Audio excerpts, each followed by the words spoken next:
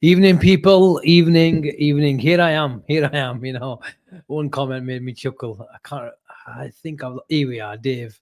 He says, "Late for a change. Late for a change." But I need this. If I'm alone, I have it anyway. But if I'm alone, and as you guys know, my throat, my cough has been rather dodgy for the last 4 or 5 weeks. And if I'm alone and doing most all the talking, then I need a bit of liquid with me, and I've got some decent stuff in that cuppa. A bit of ginger, a bit of honey as well, and it's been doing the trick. I won't say it's cured at the moment, and all you guys, big up to the guys who've been sending me remedies, Sean and a few others as well. Muhammad from South Africa has been sending me some remedies on WhatsApp as well, who is always watching the show. So big up to all the people who've been showing their care and love and support, not just to me, to all the guys on the channel as well. But that's the conversation that has been discussed at the moment, isn't it? If we're critical of Liverpool, we're critical of the manager and the team and the players, then are we getting behind the lads? Are we showing the support to the lads as well? And I'm honest.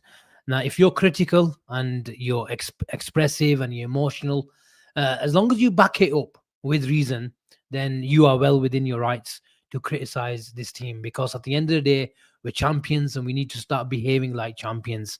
And I'm not all up for abusing players, abusing the team and the manager. That's just plain and downright disrespectful, and it's not what human beings do. Let's be honest. But there's nothing wrong with criticizing the team. And does that mean you care less about the team? Nothing. There's no difference between you and any other fan. So yeah, kya kar sakte hai, as the T Singh says. So big up to all the people in the chat. I wasn't at work today, so I came home. Took the kids out today, so I saw the time. I thought, you know what? I've got badminton at 8 o'clock.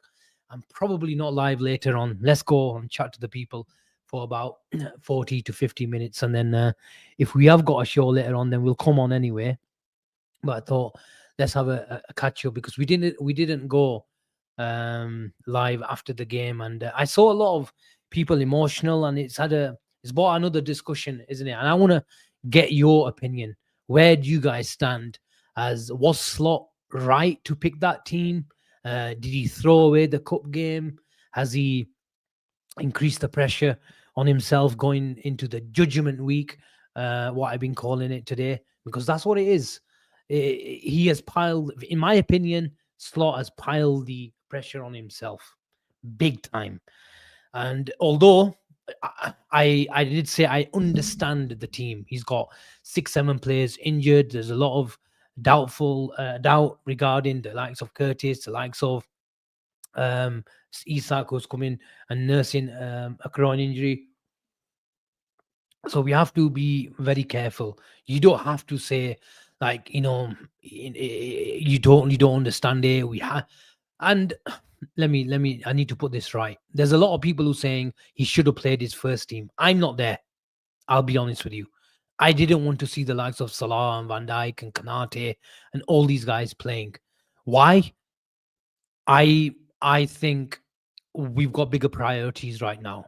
When things are better, we're more stable, we've got more options in the squad. The depth of the squad has been an issue from day one, even when everyone has been fit. Let's be honest. We don't have the depth of someone like Arsenal.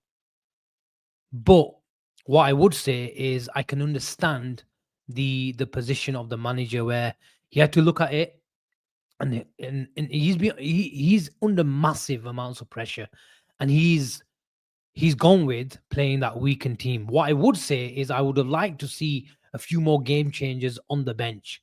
So I'm not totally with the manager.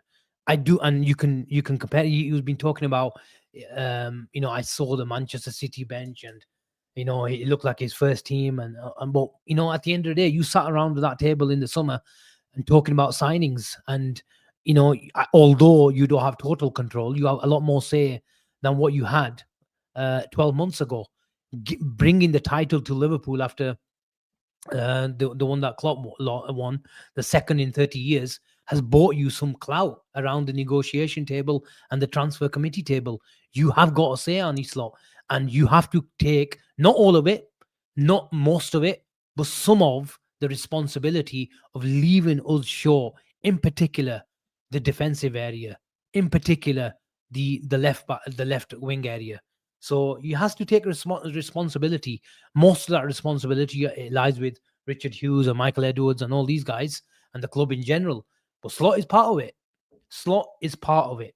Um, so who are the six or seven players injured? Well, Allison is for one.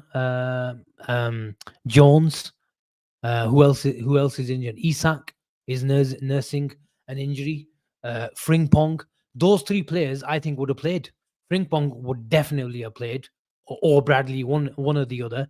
So that's three players I think would have played, and that's nearly a third of the team that would have been stronger. So yeah, you can understand the manager, but I would have liked a few players to provide us a chance to change the game or impact the game from the bench. So that's where I don't agree with the manager. But what I would say is that's his decision. He could have easily gone stronger, a lot stronger. But what he does by doing that, if you're going to throw it, because that's what effectively he did, he threw away the game.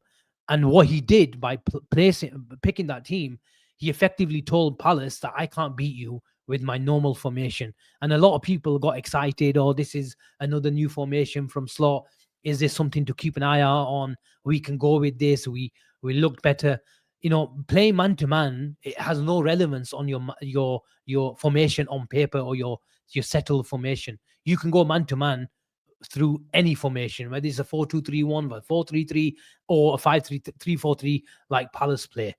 So that has no relevance because that is something that you can do off the ball. But on the ball and his defensive structure, when he wasn't in a man-to-man pressing structure, his defensive structure, generally speaking, was a 5-4-1. And on the ball, it was three at the back with two wing backs. So he was practically saying that this is the team that I pick, but I'm giving them extra protection because I know that we've struggled with you even with our first 11 on the pitch. We don't need to remind ourselves or how good Crystal Palace and Glasner have been against this Arnie Slot team. So he practically said, "Okay, I believe that I can't win the game, and I'm going to give my team the best protection to make sure it's not a 5-0 and a 6-0 scoreline." Because let's be honest, that's what it was. Bar the first 10, 15 minutes where Liverpool looked a bit unpredictable and Palace probably were surprised at how Liverpool shaped up, but they ultimately realized that this is the exact same matchup system that we play. So yeah, that's what it was. Kieran says, "Good to see you not so negative, Asim." So, but what it does is, I repeat, that it cranks up the pressure on Arnie Slot because it is his decision. If you're going to throw away a game, then the pressure is increased. And I had this discussion late last night, with Neil from the Anfield Wrap, and he suggested that the need for the win in Aston Villa game, it hasn't increased. It was always there, and it always is the same. I disagree. Yes, the need for Liverpool to win league games is always there. But you can't deny the fact that it has increased because of the circumstances or how the manager has gone on about it. Yeah, we know that the Carabao Cup doesn't matter in regards to the Champions League and the league, but the manner of how you throw away that game, to the form. Because I understand the argument, even though I agree with the first 11, but not the bench. But I understand the argument from where Liverpool, what fans are saying, that Asim, this is Liverpool Football Club. We need to win every single game. And regarding the circumstances and the situation we find ourselves in, we have to make sure we win and carry some confidence and carry some momentum. So although I'm not totally with that argument, I understand it. So when you don't do that, the reaction and the emotion and the talk is going to increase. So when the reaction and the talk increases, the pressure increases and the need for the win increases as well. So that's the discussion I was having with Neil last night. I don't agree with the fact that you can say, I'm not going to throw away this game and the need is exactly the same.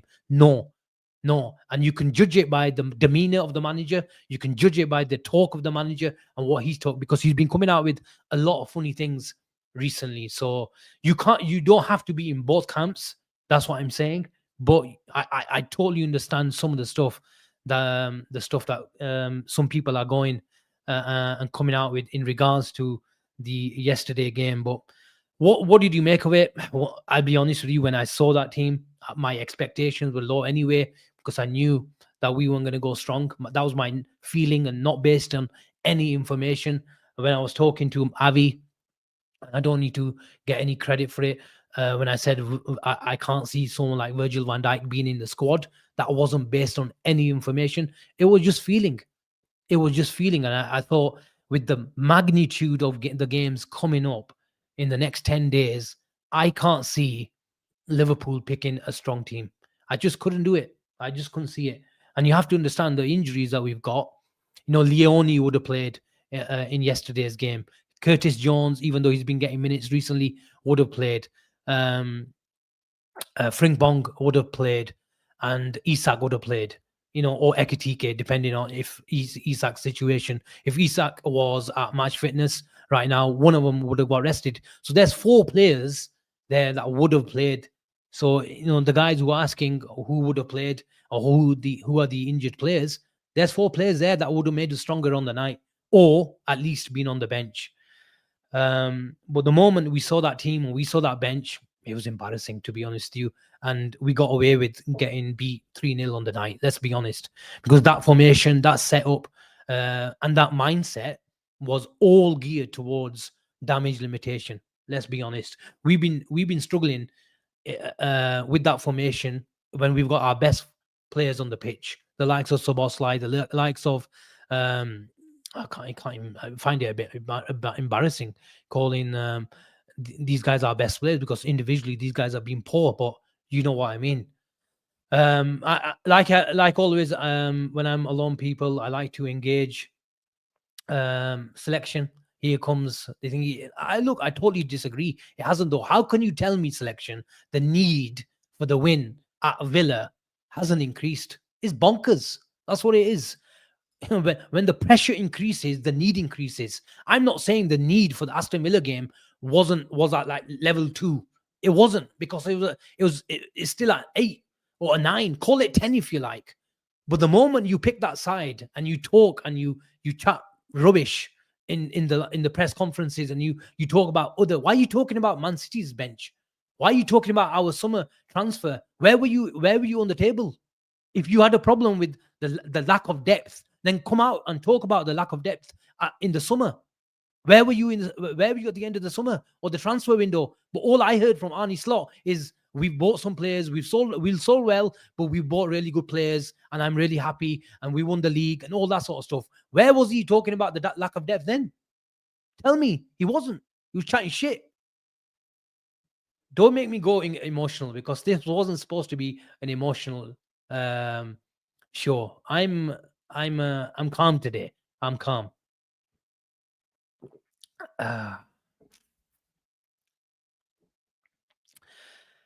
Right, yo. I was gonna say that getting engage with me today, people. As ever, when I'm alone, I like to pop up a few more questions and comments more than normal.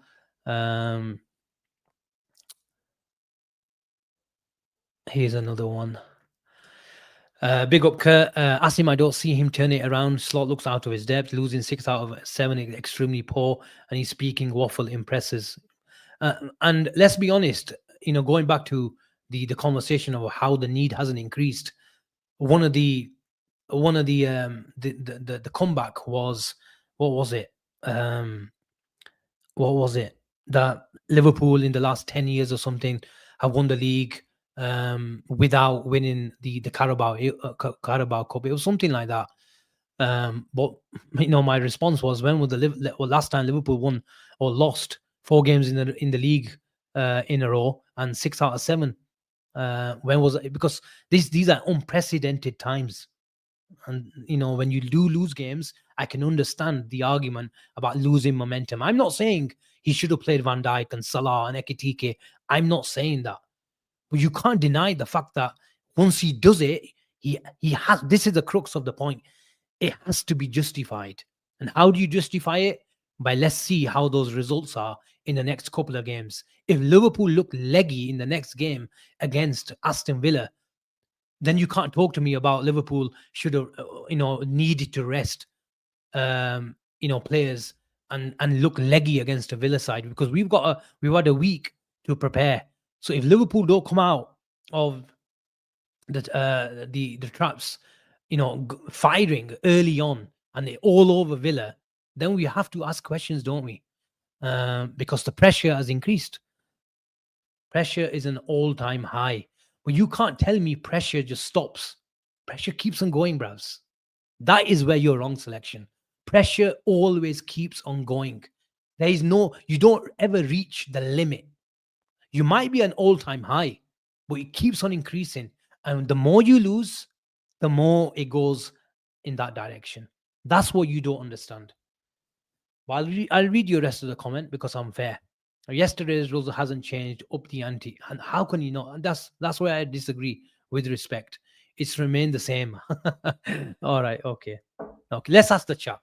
If I'm wrong, then I'll hold my hands up. Has the pressure not increased since yesterday, people? Has the need for a win, has it stayed the same since yesterday's game? If I'm wrong, tell me. If it's increased, please tell me. Or if it hasn't increased, then please do so as well. He's in charter territory, and so is the club somewhat prior to yesterday.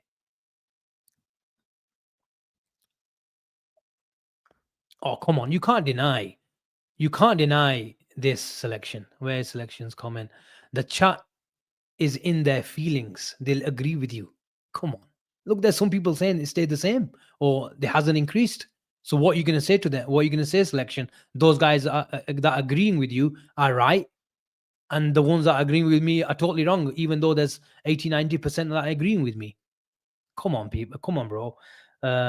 You have to accept, you have to gauge, what the feeling is. And if the feelings increase and the talk increases, the emotions increase, they only increase through results. Football is a results business, my brother.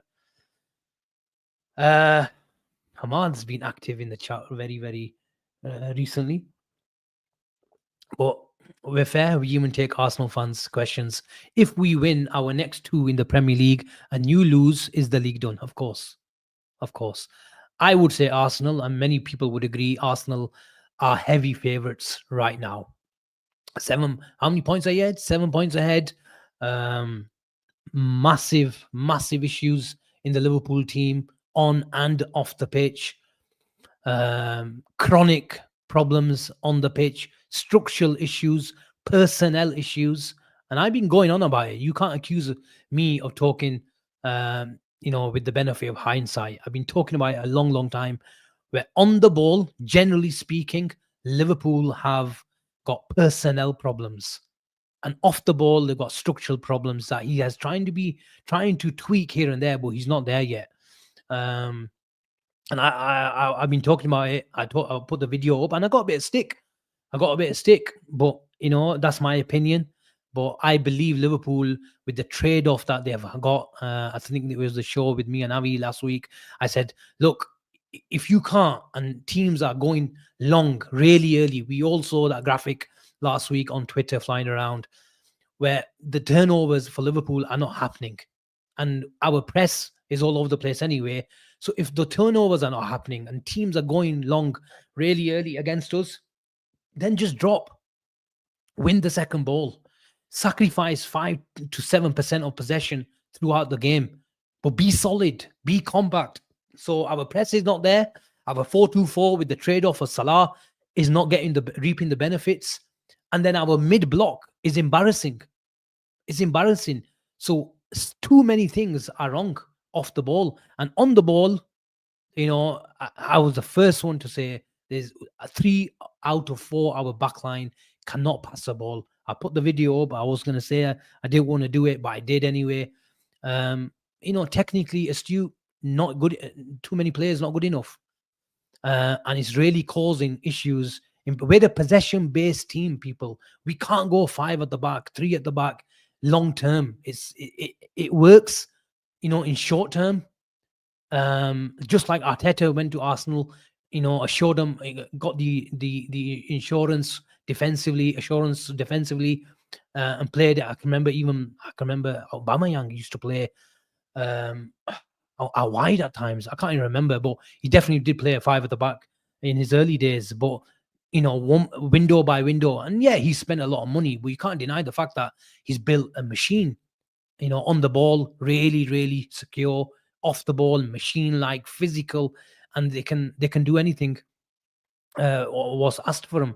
Yes, we create more chances, we're more expansive, but it comes with a massive risk as well. So I've been talking about it. We've got too many runners in the team, too many act vertical players, and which is causing massive issues in the team. Until we don't sort them out, we will continue to struggle. Yes, we will get good results, 100%. 100% we'll get good results. Big European nights will be a good team, and the Anfield crowd will get behind the team. But week in, week out, we just don't have the options. Let's be honest. And I keep hearing and I keep reading the fact that Bradley needs to drive into space and Kirkes needs to drive into space and carry the ball. But this is not Bournemouth, people. Bournemouth, 8 out of 10 times, used to come up with the team, especially on the big day, against a team like Arsenal, against a team like Man City, against a team like Liverpool, where we probably saw more of, or how good in those situations Kirkes was. Against, when most people like me watch the big games. Obviously, some of you will be watching Kirkes on a weekly basis, but generally speaking, those sort of performances, when he's performed well against those teams, make the headlines more because of the fact that who he's doing it against. So, but on the most of those occasions, it's full throttle football. We don't play full throttle football. We don't have the players to play full throttle football. Full throttle football needs a Diaz, a Nunez, even a Jota, Mane, Bobby, these sort of players to press from the front. We just don't have them. Isak is not going to do that. Ekitike is better at Isak, but he's not a Bobby. He's not a Mane. He's not a Diaz. Salah didn't do it even in his heydays, and he's most certainly not going to do it now. Gakpo is not a Diaz. He's not a Mane. So if you can't press from the front, it's going to be disjointed. Asim become a manager, inshallah, one day. Right, yeah, going back to my point regarding Kirkes. So I keep hearing this. He needs to carry the ball. Yes, positionally wise, we can put him a bit higher, and we can play, Curtis Jones in the centre back area. We can get McAllister, even when he was really, really good and looking like the McAllister that we used to know, because I don't know this McAllister right now. Used to know, he used to come and play the balls, and it allowed the left back or the right back get higher. But we just can't do that right now. And on most occasions, Liverpool come up against low blocks. So where do you want Kirkes to drive into? Where is the space?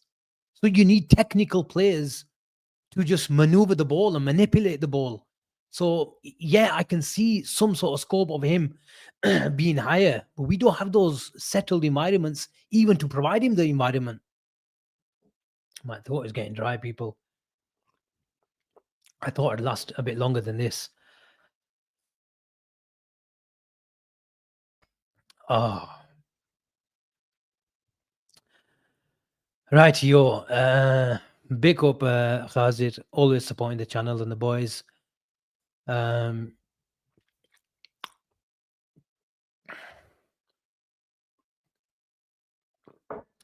Yeah, but this is what I'm talking about. Kirkes is the type of guy who's most optimal receiving the go and carry, using his momentum, him in deep areas as an eye saw.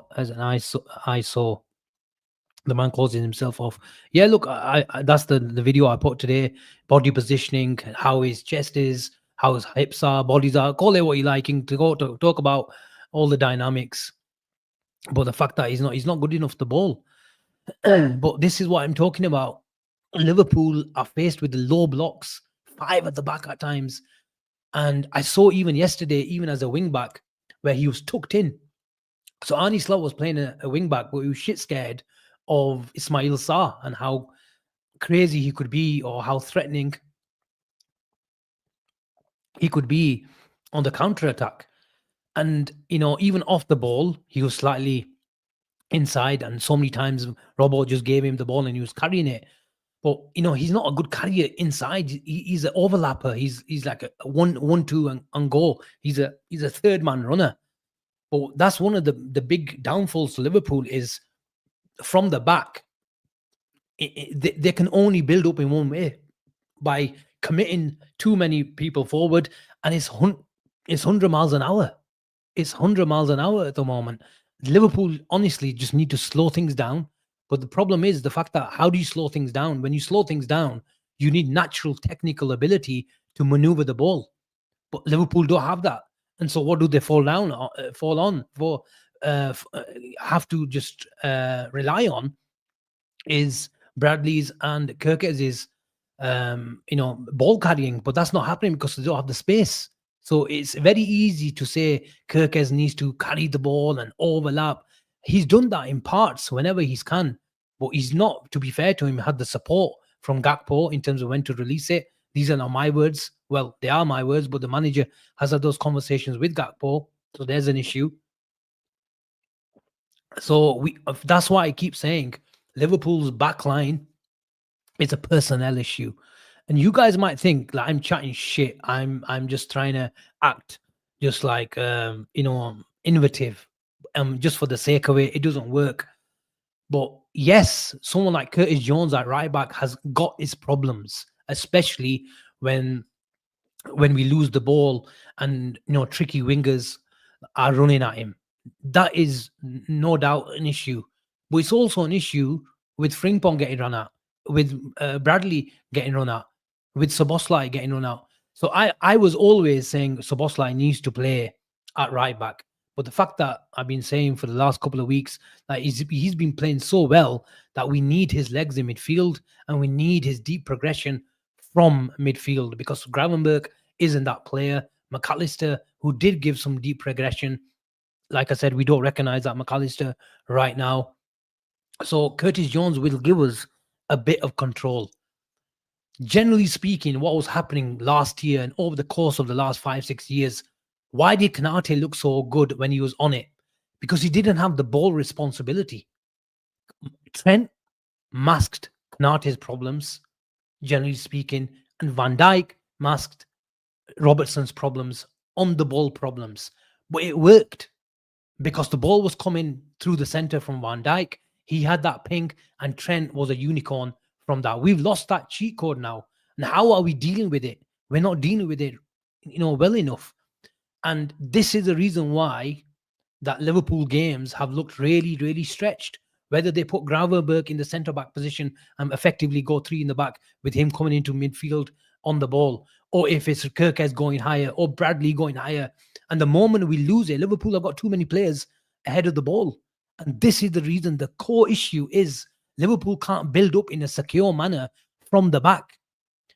That is a big problem. And this is the reason why Liverpool look better in creating chances and creating moments when they commit more. But the downside is what's going on, in transitions. So it's massive. If Liverpool, and going back to Curtis Jones, he's not going to provide the balls like Trent. But the fact that if teams have since February, March last year have gone man to man against us, I would rather have Curtis Jones in that situation than Frimpong or Bradley, because Frimpong is not press resistant and he can't connect with the 6. When have you seen Frimpong get pressed from a right back position, turn inside, maneuver his marker or presser, and connect with the 6? Not many times. And that's what we need. We need an outlet to play through the press. And if teams are getting really, really,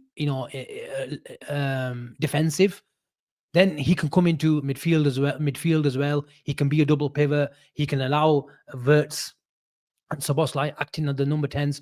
So we've got that box midfield with Gravenberg and Curtis, and with the 10s of Soboslai and Wirtz. And we've got Soboslai on the right side of midfield. So he's covering, because I don't believe Arnie Slot is going to give up that 4-2-4 yet.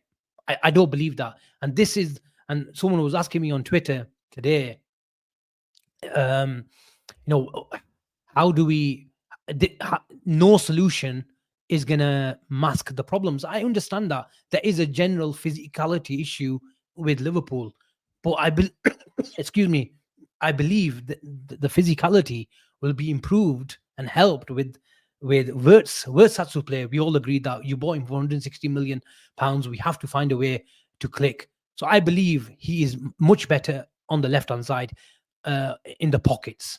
So Bosley can cover him. He can go into right wing positions. He can go into right back positions if Curtis is a bit higher, or in midfield. There is scope for him to do what he did last year, even though Wirtz is playing from the number 10.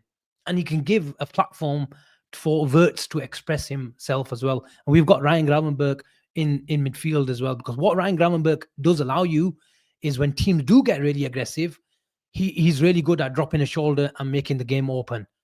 But he's not that guy to pick up the ball. And there's another, let me try to show you on a pitch. So if we're playing our normal, this is the let me just,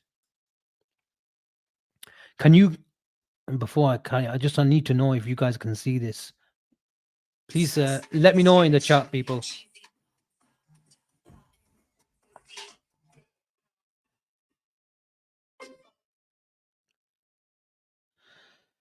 Let me know if you can see this, people. In the meantime, let me just put the main team out.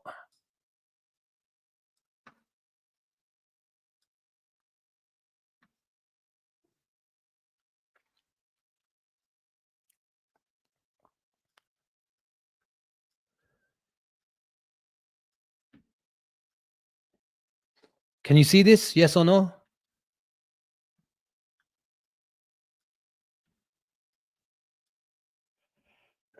No, we can't. Okay. Just bear with me.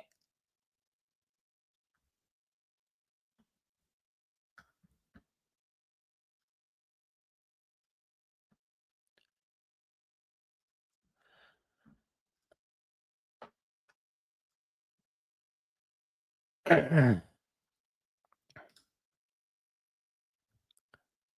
you see that now?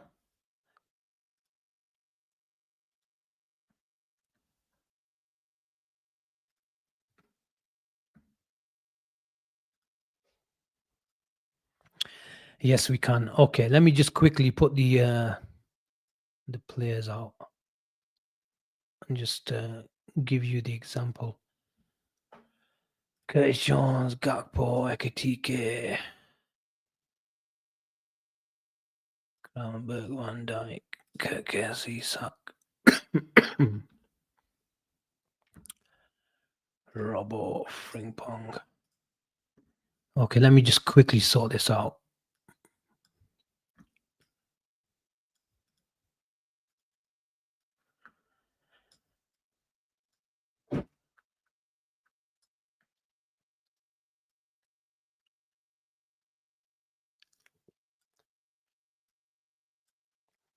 I don't know why Danzis and these guys are in that default team.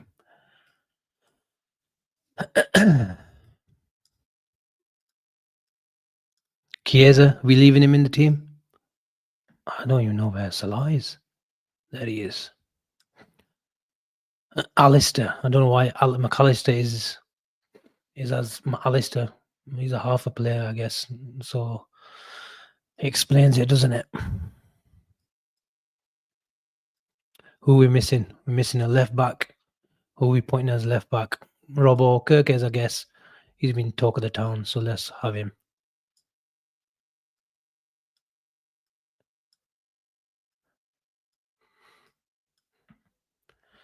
And we're missing Gakpo.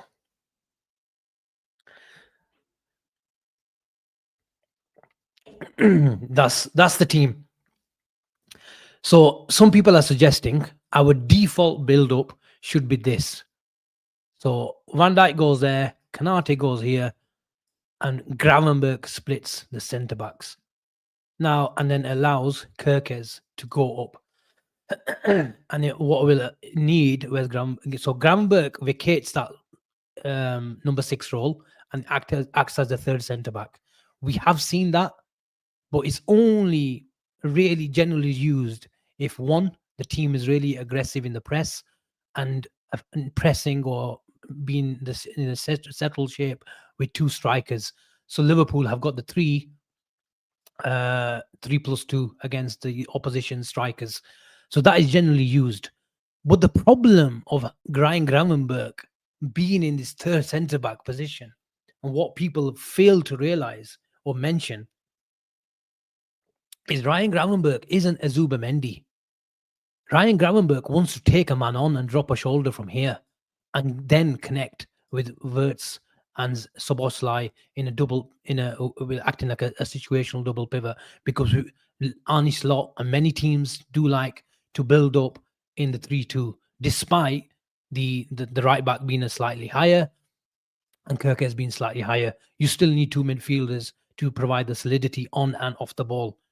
Just like, the PSGs and Arsenal, you see Rice coming in, you see even Odegaard coming in, you've seen Bernardo Silva for Man City do it for many, many years. So Ryan Gravenberg can't find that pass into midfield because he's not a progressive midfielder from the number 6 position. And he's probably, you can argue, you need a better progressive midfielder to be doing it from third centre-back positions. So, yes, it provides good, rotations for Liverpool. It gives a bit of unpredictability to Liverpool's midfield team and setup, and it confuses the opposition to an extent. But you can't rely on that, because if it was someone like a Zubamendi coming in and providing those balls into Wirtz and providing those balls into Szoboszlai, then I can understand it. But it just doesn't work, because we all agree, I think, that Liverpool's deep progression is a problem. It's probably the main problem.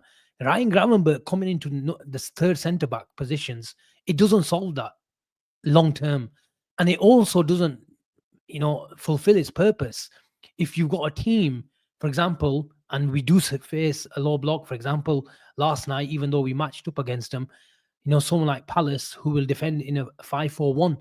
So if they've got Nketiah or Mateta, doing the lone striker role, then why do we need Ryan Gravenberg to split the centre backs? So he doesn't provide the balls into midfield, and then we're just creating a 3-1 type of setup when we don't need to, because these centre backs should be good enough to let Ryan Gravenberg receive behind the two strikers. And many times I refer back to the Slot interview with Rio Ferdinand last year, and he mentioned it, that I want my number 6 to receive, and you can, especially with Van Dijk providing those balls, but with the man-to-man press, that's become a bit more difficult. And this is the reason why Ryan Gravenberg has come into these positions, and these positions is because he's trying to disrupt the opposition's setup, and also let Szoboszlai come here and provide the deep progression as well. Because how many times have we seen Florian Wirtz come here, come there, and everywhere? Because at the moment, our players like Salah and Wirtz are starved of it. So people say, look, our issues are, further up the pitch. We do have issues further up the pitch. In isolation, the form of McAllister, the form of Wirtz, the form of Salah, the form of Isak, Gakpo, you can criticize them, all of them, and it'll be justified. But we have to look at the root problems, people. And this is the root problem. And yeah, I refer back to the reason why I think this is a better option is because we don't have Trent. But if we have Jones here on the ball, how do you control? I think, funnily enough, I might have been an old interview of Guardiola, and it's not the first time that he's been talking about it. Actually, it was a new interview because he got asked about the threat of set pieces and how that is being talked about in the Premier League at the moment. And he was talking about, look, it's always been an option, a problem. Rory Delap in the back in the days, and teams like Brentford have always been a threat on set pieces, but at the moment, a lot of teams are doing it. So he understands it, and he goes, look, we do like to keep an eye out on it. But he believes, and he's right. How do you control those circumstances? Is you keep the ball better. You control the game better by keeping the ball. And like I said, look, we will have some issues of Curtis Jones at playing at right back. But if our issues are the technical level in the back line and provides a lot of support to the likes of Kanate and the likes of Kirkes and Robertson, it reduces the responsibility, on the ball responsibility for them, then it can only mean a good thing. And if our possession goes up by 10-15%, then even better, because we don't have to worry about putting those balls, or at the moment teams are going up, winning the corner or the throwing and providing a massive long throw for us, and we're conceding and we're chasing the game from the first 5 minutes. That is what's happening again to Liverpool. But if we've got the ball better and we're a lot more secure in possession, it allows or makes the opposition drop a touch, because they know why don't teams, a lot of the teams over the course of the years, have not pressed Van Dijk. And I go back to Arteta's comments about pressing Liverpool really high up the field. And he talked about it. And he goes, if we get really, really tight, they've got someone like Van Dijk or Trent that plays a 60-yard ball, and all of a sudden they're out of the press. Now we've lost 50% of that, and we have to make up for that. And Bradley is a runner, is a carrier. Kirkes is a runner and a carrier. So if it allows Jones to stay in the back line, if it means teams get really aggressive, he'll come and provide the extra man in midfield and provide the solidity. And a lot of people are against this inverted midfielder role, but you can't deny the fact that it does give you, compactness on and off the ball. The moment you lose it, you've still got four midfielders to counter that. And if you've got Wirtz and Szoboszlai at the front of that, with Curtis and Gravenberg, it does provide a foundation for the defenders. So that's what my take is on it. And this is the reason why I repeat that it's a personnel issue. Slot needs to do something radical, because I think if he doesn't, it'll continue to happen. And this is having a ripple effect across the team. How long are you giving him? We'll finish with that. Let me just quickly go through some super chats. There's quite a few. Nadia, thank you so much for sending this through. Slot has a LFC career defining 10 days up ahead. Wow. I think it'll be toxic if Liverpool lose the next 3 games. Really toxic. As much as he has in terms of credit in the bank, I can't. Do I see Liverpool sacking him? If I'm really honest, I can't see Liverpool sacking him, even if he loses the next 2-3. Will I lose the confidence in him? And I think he would need to go. I probably will be. Am I slot out right now? No, I'm not. Will I be slot out if he loses the next 3 games? I think if you lose 7 games in the league, or will we be at 6? Yeah, 6 games in a row with this team, despite some of our injuries, I think it's unacceptable, and I think he'll have to go. Do I think Liverpool will sack him? No, I don't. I think Liverpool will give him up to January at least. I think so. Selection says he has rest of the season. I won't be surprised if Liverpool just give him even the end of the season and say, okay, look, you've got a chance to make top 4, top 5 Champions League, because at the end of the day, as much as we don't like to think how money is not important, of course it is. If he gets Champions League, he'll survive. If he misses out, I'd be very surprised if he's still in a job. But do I see Liverpool sacking him after these 10 days and he loses the next 3 games? Although it'll be crazy toxic, Nadia, I can't see Liverpool sacking him. Uh,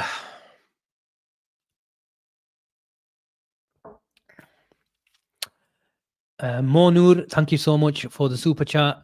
Conclusion is we have had a bad summer window. Look, yeah, but 99.9% of us are talking with the benefit of hindsight. I was waxing lyrical about the signing of Isak and Verts, and but we all generally spoke about, and when these flying fullbacks was talked about, I did say, look, guys, flying fullbacks is not going to happen at Liverpool because Arne Slot doesn't like his left back to go. He has always played 3-2 build up. He doesn't like it, and he lets one go, and then one stays and goes. So in terms of profile, even though I like the signing of Kirkes, I always said Robertson, Shimakas, and Kirkes are all similar. We let Shimakas go. It didn't really matter if Robertson went in terms of profile, not the level of the player, but in terms of profile, it didn't really matter who went because they're all three too similar. Some are one is a bit better on the ball, but generally speaking, at the moment, Kirkes is getting into the team because of his recovery pace. Let's be honest. Robertson is a bit better on the ball, more experienced, knows when to go, knows when to stay, but he doesn't have the legs. Shimakas, he was just not good enough overall. Let's be honest.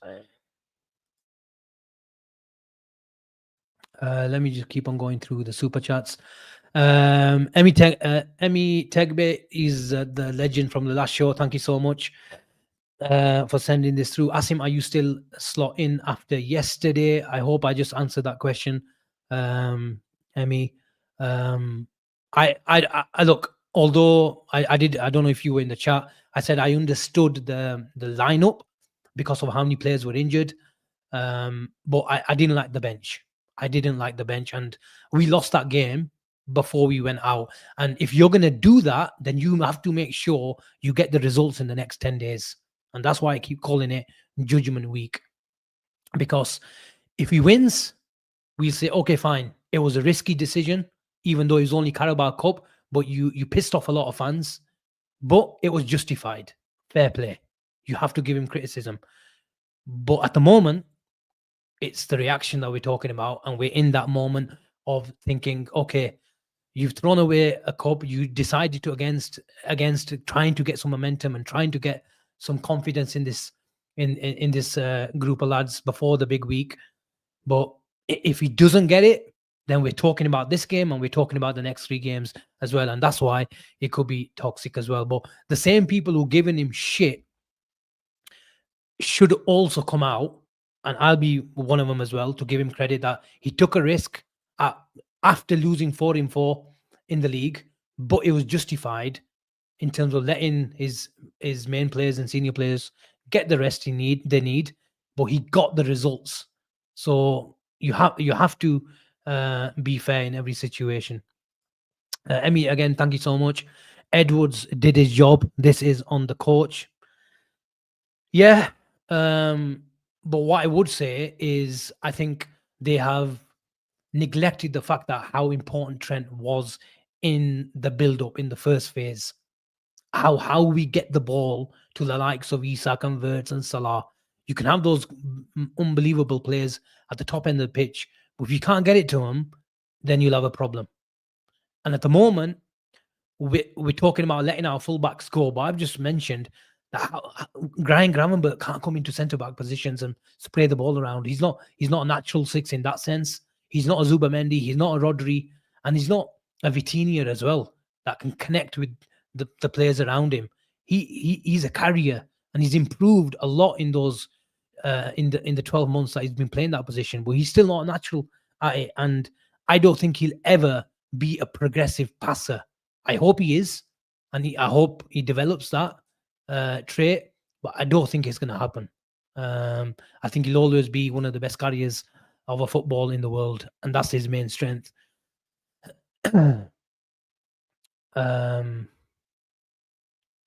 Right, where were we? Emmy's back again. Thank you so much for sending this through. What coaches wouldn't kill to have this roster? Yeah, look, there's a lot of talent. There's a lot of talent, but you can't deny the fact that there's not a lot of depth in the defensive area. There is not a lot of defensive depth. There's not a lot of depth in Rio. We talked about the pathway of Rio. We were told about the pathway of Rio. But how many times has he been on the pitch? We saw that moment for him against Newcastle, then we didn't see much of him.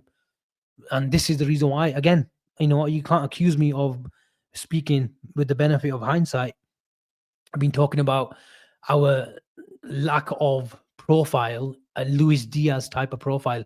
Again, people want us to press from the front, but we don't have the personnel to do that. And if you want to provide a platform for the likes of Florian Wirtz, when you're getting rid of Szoboszlai in the number 10 position, then you need to make sure something has to get balanced out somewhere else. So we didn't do that. We got rid of Luis Diaz, off the ball, pressure gone. Szoboszlai not in the number 10 position anymore, pressure off the ball gone.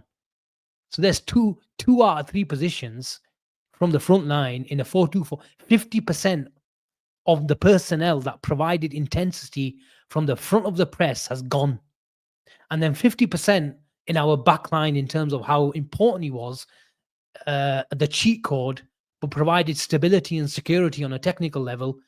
And the people have accused Trent of not being a good defender. I agree. He's not got the appetite for defending. He wants a lot of ball to feet. But you can't deny that fact that in a strange way, that Trent made us safer structurally, defensively. What I mean about that is, I'll just show you. And you guys are probably thinking he's chatting absolute nonsense, but this is what I mean. When Trent had the ball here, when we are up here, we've got Ryan Gravenberch here. Wirtz is in the number 10 position. Gakpo's up top. Salah is a bit narrower. Szoboszlai is in the number 10 position as well. So we come across here. Kirke's a bit higher. When Trent had the ball here or here, he could play across. He could play a ball from here into Szoboszlai. My arrows are not working, so you'll have to bear with the dodgy box. Let me just, there we are. So he used to play a ball here.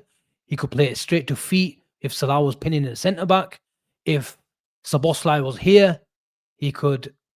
Oh, let me get rid of that. How do I go back? He could connect here, but if we were really pinning in teams, he could also get a bit higher in the right half space. But how many times have you seen Bradley or Frimpong in this position? What Frimpong wants to do is start here, drop a shoulder, cross it from here. But that is going to have rest defense issues. And the moment you lose it, Kirkes is higher up as well. And this is our rest defense. Wirtz is higher. We've got 6. And this is sometimes when we lose the ball, cross comes in. This is Ryan Gravenberch. And there's the ball. And Liverpool are faced with this transition. This is what I mean. Trent was a guy who could impact the game from a static position. And he had stop talking shit. Okay, fine. That's your opinion. But what I mean is the level of his passing, it affected rest defense issues. The moment we lost the ball, even though he wasn't a good defender, but structurally it was better. And his counter press, you go see how many times went, and don't believe me, you go see how many turnovers Trent used to get. Just go see it. It was very, very high compared to the rest of the teams because he was in a position to stop that transition from that right half space or a bit deeper. So what I'm saying is, Bradley and Frimpong can't impact the game. So how do you make them have the environment to impact the game? You make them be the activation around the creators, underlap, overlap, go wide and high, and drop a shoulder and cross it. But the risk and reward that we used to have with Trent providing assists is not there with Bradley and Frimpong. So those are, the issues. I've got selection agreeing with me.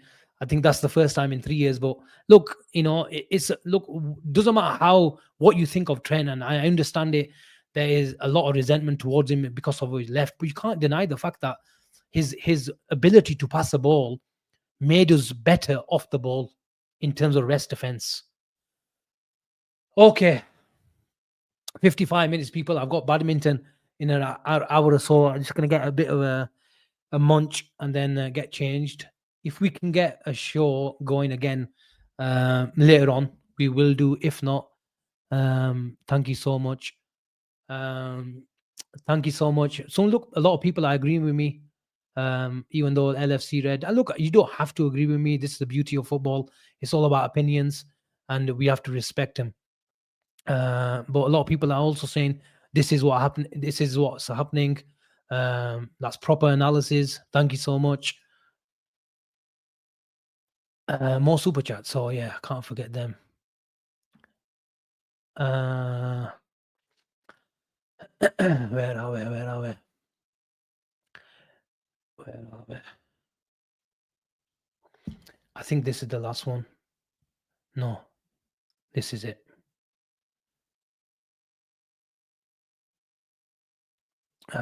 Emmy again, thank you so much.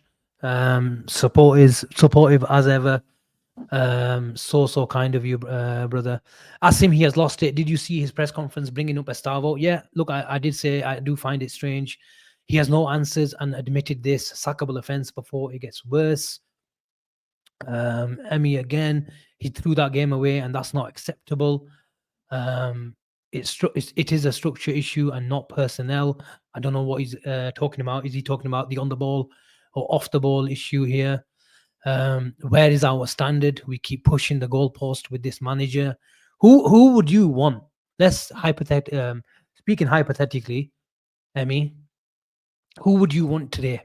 If you sack him and let him go or get rid of him, who would you want as of now?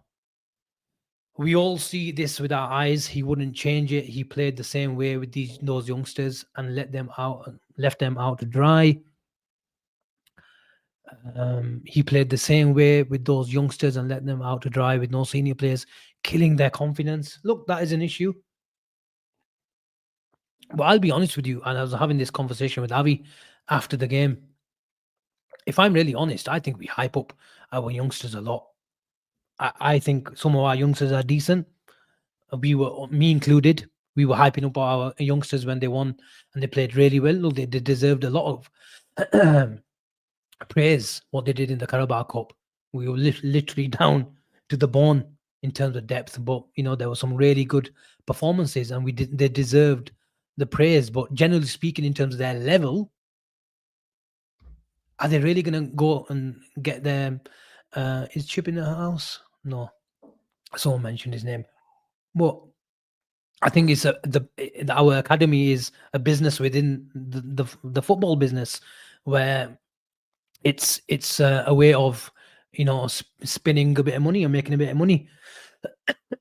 Go get some talent. I think Rio could become a real talent, but other players come, give them a platform and sell them for 10-15 million pounds, and that is way of keeping up and paying for the academy itself. And I'm all up for that, but generally speaking, I think our youngsters are hyped.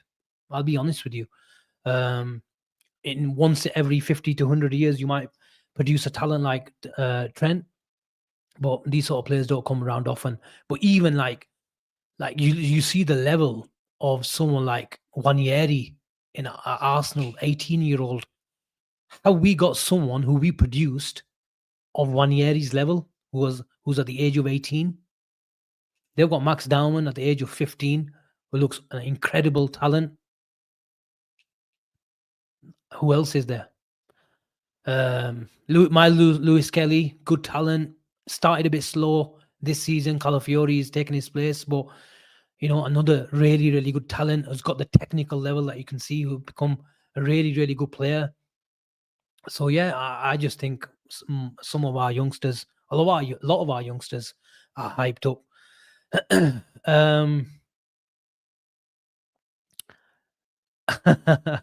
The new boys are not gelling. I miss Harvey Elliott. But is Harvey Elliott gonna miss? Look, we all miss Harvey Elliott. He's a good lad and he's a Liverpool fan. But was he really gonna, or is he? If he came back today, is he gonna solve our problems? No, he isn't.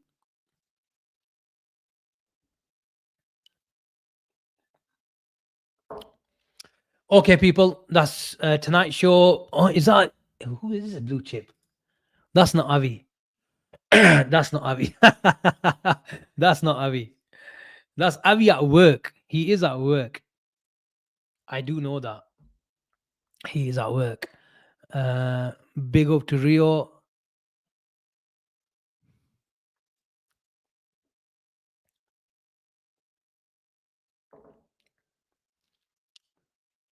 No, I don't think that's just a fake account. Also, his man management is awful. Big up to Emmy. Again, I had issues with Klopp, but no one can argue with his man management skill. That's the problem, and you could argue, Emmy, that when Slot came, and you can't blame him for being himself. We wanted him to be himself. Nobody was gonna try to copycat Jurgen Klopp. It wasn't gonna happen, was it?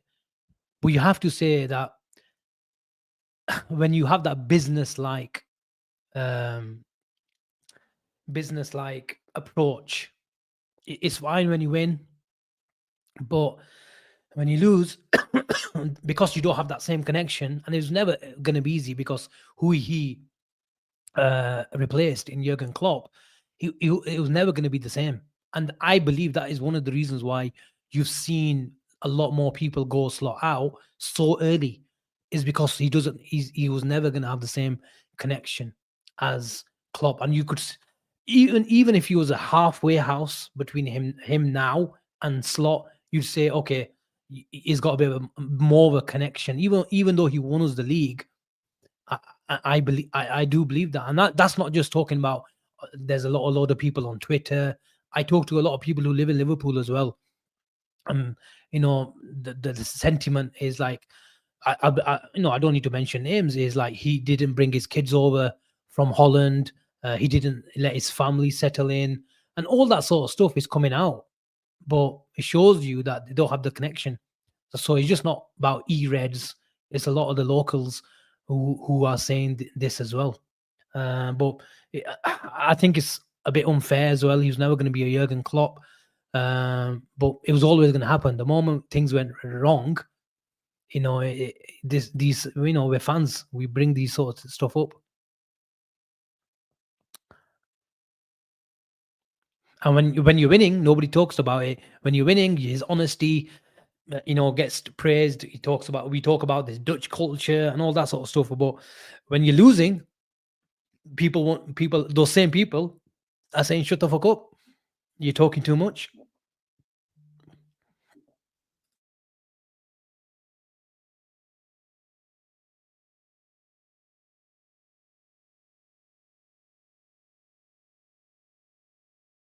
Stevie G, Hamza, I love him. We all love him. Absolute legend. But he's not the Liverpool manager for me. Go prove yourself in 2, 3 jobs if you can prove it, and then you can come back and manage the team. Right now, with all due respect, I don't think Stevie G is good enough to manage Liverpool. Okay, people, I'm gonna leave it there. I'm just double check. No more super chats have come through. Big up to you all. Honestly, I can't thank you enough. Sometimes I feel like I'm gonna go on. I'm not gonna have anybody to talk to, but you guys always show us the love and support, especially me because I'm generally doing these alone shows. So big up to all of you in the chat. If we can do another show tonight, I will do.